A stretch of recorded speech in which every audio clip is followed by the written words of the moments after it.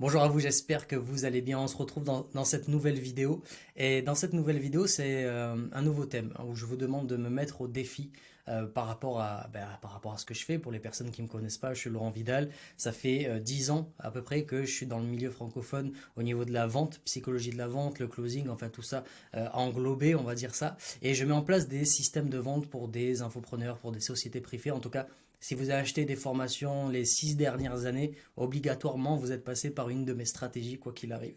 Et l'idée, c'est de vous montrer comment la psychologie humaine, comment comprendre les points qui font que les personnes ont envie d'acheter ou n'achètent pas, c'est important. Donc, dans cette vidéo, on a une vidéo qu'on va découvrir ensemble de Mickaël qui me lance un défi sur une société et je vais voir ce que je peux faire avec ça. Donc, je vous mets la vidéo tout de suite et on se retrouve après. Bon Laurent, toi qui es conseiller en vente, en système de vente, tu m'as dit de te tester un petit peu sur tes connaissances.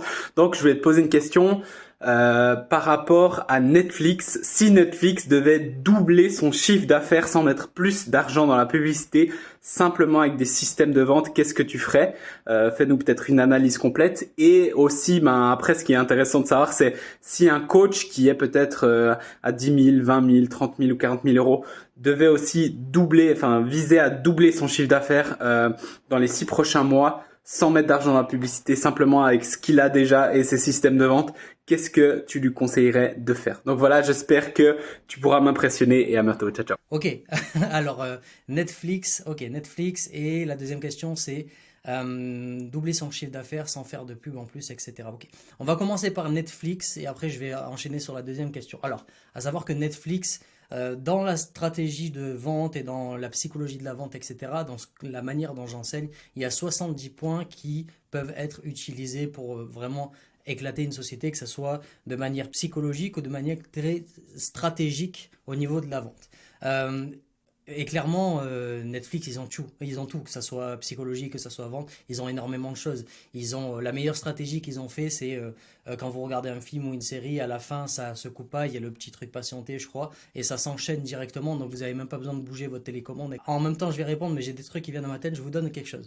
Une société qui fonctionne, c'est une société qui va raccourcir le temps ou la distance, donc un vrai temps ou un temps imaginaire, ok, un temps non physique, ou alors un temps ou une distance, pardon, et pareil, une distance, une réelle distance ou une distance non physique, on va dire ça, entre ce que le client veut et là où il est. Si vous prenez Netflix, il réduit la distance entre j'ai envie de regarder un film au lieu d'aller au cinéma, etc., etc., etc. Vous provenez des Uber Eats, c'est pareil, tu n'as pas envie de faire la cuisine ou tu vas être livré par tes courses, boum, ça réduit le temps et en plus la distance entre le truc. Donc toutes les grosses sociétés que vous voyez, ils réduisent le temps et la distance, que ce soit réel ou émotionnel, entre ce que le client veut et là où il est. Ça peut être n'importe quoi, vous prenez quelle société qui a un peu périclité, Rolex. Alors périclité, c'est je pars dans son branding.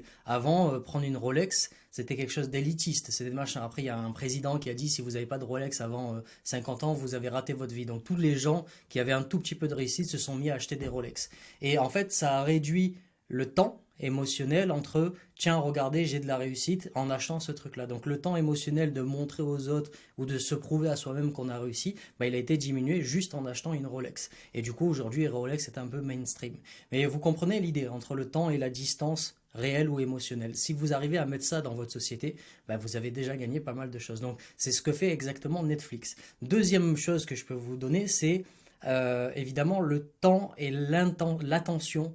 Si vous arrivez à créer quelque chose qui prend du temps et qui prend de l'attention aux gens, et qui les distrait de manière entertainment, qui les distrait, comment on dit, ouais, qui les distrait, c'est de la distraction. Donc ça augmente de la distraction émotionnelle qui est hyper important, qui peut créer de l'addiction. Évidemment, que ce soit Apple, que ce soit Netflix, etc., etc. Créer de l'addiction, ça je vous l'apprends dans le module 4. Comme vous le savez, il va bientôt sortir. Et donc voilà, donc je vous ai dit le temps et la distance réelle ou émotionnelle et derrière comment créer de la distraction. Aujourd'hui, créer un business via la distraction qui va prendre le temps aux gens, c'est aussi important. Alors encore une fois, de faire de manière éthique ou pas, ça c'est à voir. Si on prend TikTok, c'est pas du tout éthique, c'est des choses qui vous fracassent le cerveau, mais si on analyse la société TikTok, en termes de stratégie émotionnelle, machin, tout ce que vous voulez, ils sont vraiment au top dans les stratégies, mais encore une fois, pour moi, c'est pas utilisé de manière bonne. Euh, donc on reprend, donc Netflix. Là, je vous ai donné deux trucs. L'idée, je parle en même temps que ça me donne des idées. Qu'est-ce qu'on pourrait améliorer? Parce qu'ils sont vraiment très très forts. La plus grosse société au monde qui a tout ce que j'apprends, c'est Apple. Ils n'ont pas un truc qui manque. C'est impressionnant. Encore une fois, j'enlève le côté négatif de certaines choses, etc., etc. Mais ils ont tout. Donc Netflix, qu'est-ce qu'on pourrait faire? Je ne vais pas analyser la société à 100%. Ça, je le fais dans mon programme. Si on pouvait, on fait des analyses de société avec tous les points. Regardez, ils ont mis ça, ils ont mis ça, ils ont mis ça. Voici pourquoi ils ont mis ça, voici pourquoi ils ont mis ça. Qu'est-ce qu'on va faire? Alors, Netflix. Une idée. Au moins, c'est en vidéo, au cas où s'il la sortent, au moins on sait que ça vient de moi. Euh, ok, c'est bon. Ok, ça y est, j'ai l'idée pour Netflix. En fait, c'est très simple. Je pense ils l'ont pas encore mis en place, mais ça serait énorme qu'ils mettent ça en place. L'idée, c'est de pouvoir. Alors, toi, tu as Netflix, tu es femme ou garçon, on s'en fout, et tu veux passer une soirée avec ton compagne, ta compagne ou ton compagnon. Sauf que vous n'êtes pas au même endroit, que ça vous soyez dans la même ville ou dans un autre pays, vous n'êtes pas au même endroit. Et là, vous voulez passer la soirée avec votre petite amie ou votre petite copine, mais cette personne est loin. Donc, ce qui se passe, c'est que ben, vous dites, eh ben, vas-y, ce soir, on regarde un film. Mais ce qui se passe, c'est que vous pouvez programmer, vous allez dire, ben voilà, ce soir à 20 h, on va dire qu'ils ont les mêmes fuseaux horaires, on se programme un film. Donc celui qui a Netflix, il peut donner l'adresse email de la personne, soit l'autre, elle a déjà Netflix et tout est ok, soit l'autre, la personne n'a pas encore Netflix. Donc ça permet d'envoyer une invitation à la deuxième personne, donc qui va s'inscrire sur Netflix sans payer. Ça va être un film gratuit qui peut passer avec un seul film gratuit qui peut passer avec sa compagne. Et en fait, tu te poses, tu es chez toi, dans ton lit, etc. Et quand tu vas appuyer sur Play, ça va appuyer sur Play aussi de l'autre côté. Donc vous allez regarder le film en même temps. Et du coup, ça permettra à des gens qui n'ont pas de Netflix de pouvoir accéder à la plateforme Netflix pour un film et derrière, évidemment, les inciter avec le retargeting, les emails, etc. Pour qu'ils s'inscrivent tout simplement. Parce que je sais qu'ils ont fait un truc où maintenant ils empêchent de pouvoir donner les codes, etc., etc. Il y a des limites. Donc s'ils font ça, ils pourraient le vendre de manière on est ensemble même si on est loin. On se réunit même si on est loin. Vous voyez un genre de slogan comme ça. Euh, on passe du temps ensemble quoi qu'il arrive, même si ils auraient fait ça au moment du Covid, ils auraient tout explosé. De toute façon, ils ont tout explosé au moment du Covid parce que les gens étaient chez eux. Donc comment on appelle ça? Leur bourse, elles ont énormément monté, après c'est redescendu, mais ça aurait été énorme. Ils peuvent encore le faire, ça serait une énorme stratégie. Donc voilà, vous êtes chez vous, dites, ah, ok, ce soir, on est loin, la personne est en voyage ou en vacances, vous avez une relation à distance, eh ben, on est ensemble même si on est loin. Donc ça serait une énorme stratégie. Qu'est-ce que j'ai d'autre en tête? En tête, j'ai ça. De faire un truc participatif. Par exemple, toute la communauté de Netflix, ils vont faire un truc. Et en fait, Netflix va commencer à créer un film et on va faire un scénario. Donc tous les gens qui ont Netflix avec la société Netflix vont commencer à co-créer un scénario pour créer un film tous ensemble et pour qu'à la fin le film sorte. Franchement, ça serait dingue. Ça serait dingue. Soit ça, soit ils vont faire un film. Ils font une série, tu sais, des épisodes de 20 minutes et à la fin de l'épisode de 20 minutes, il y a un choix à faire. Et les gens votent sur Netflix, soit un, soit deux. Et selon si c'est un ou deux, ben, l'histoire elle ça. Et par contre, le reste de l'histoire elle est terminée. Ça serait un énorme truc, ça ferait bon. Donc voilà, j'ai donné trois idées, je crois. La première avec le partage de la vidéo. Imaginez quelqu'un qui n'a pas Netflix, toi homme ou femme, peu importe, t'es à l'autre bout du monde ou je sais pas où, ou à l'autre bout de peu importe le pays dans lequel tu es, et tu veux passer la soirée avec ta copine mais elle est pas là, bah tu peux. Juste en passant un film et vous pouvez vous écrire en même temps. Ah putain, tu rajoutes sur l'écran pendant le film avec l'application Netflix, tu peux écrire des messages en disant ouais et tout pendant que la personne regarde le film, elle a les messages de son copain qu'elle voit en même temps que l'écran et elle aussi elle peut écrire donc ils peuvent écrire en même temps du oh ça serait génial, ça serait génial. Bref, il y avait cette idée, le film participatif, la création d'un comment on appelle ça d'un scénario ensemble et les films où tu choisis. Là, s'ils font des choses comme ça, tu voyais, c'est des petites stratégies. Alors, je ne vais pas au profond de pourquoi faire ça en termes de psychologie, mais ça serait monstrueux, ça serait vraiment trop fort. Voilà. Alors, au passage, un de mes mentors dit à Abraham, il y a trois moyens pile poil d'augmenter son chiffre d'affaires. C'est une formation d'ailleurs qu'on donne aussi dans le programme. C'est augmenter le poignet, augmenter augmenter le panier, j'ai dit un truc bizarre, augmenter la fréquence d'achat et augmenter le nombre de clients.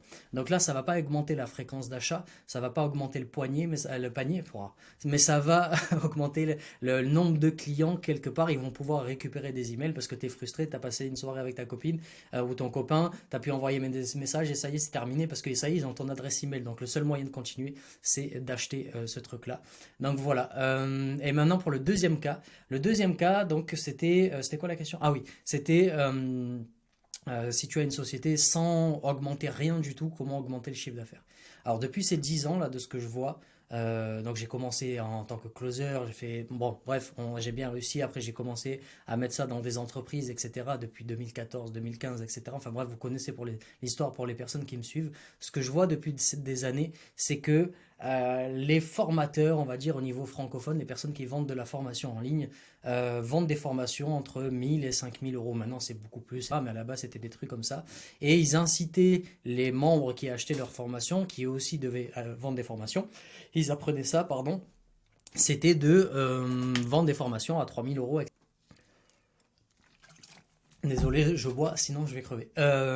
Et l'idée, c'est il y a beaucoup de personnes qui se retrouvent aujourd'hui à vendre un programme, soit à 500 euros, soit à 1000 euros, soit à 3000 euros, mais ils vendent juste un truc. Et en fait, comme je vous l'ai dit, les 3 points, fréquence d'achat, augmenter le nombre de clients et augmenter le panier moyen.